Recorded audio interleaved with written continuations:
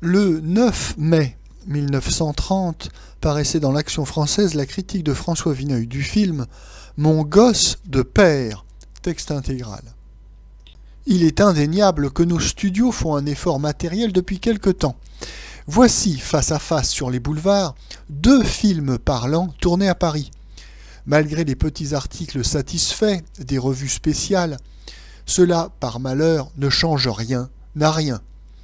Mon gosse de père est l'unique souvenir du passage furtif de Manjou parmi nous, une piécette insignifiante.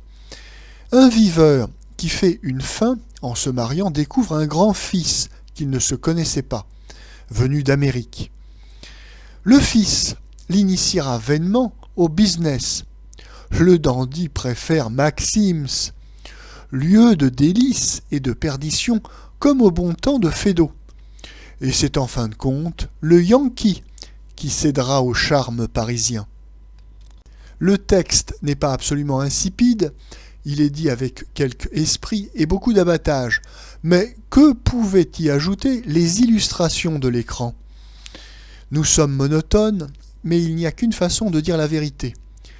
Une fois encore, il faut donc répéter que ce petit scénario n'a pas avec le cinéma le moindre rapport.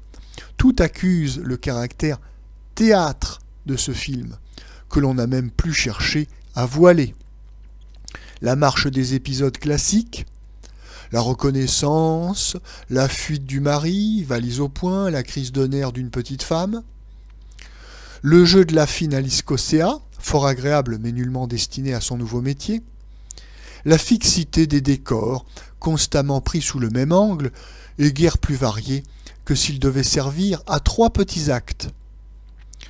Le soir de la présentation, des applaudissements ont salué le nom du metteur en scène, M. Jean de Limur. Nous n'avons pas très bien compris leur sens, ni l'importance d'un personnage d'ordinaire essentiel, et qui a dû se borner ici, à déplacer quelques fauteuils et encourager des comédiens dans une tâche qu'ils connaissent mieux que lui. Il reste Manjou, son masque égal, discipliné, mais sensible à 1000 nuances, son sens de l'écran très personnel, mais d'un style pur. Nous aurons d'autres occasions plus propices de l'étudier.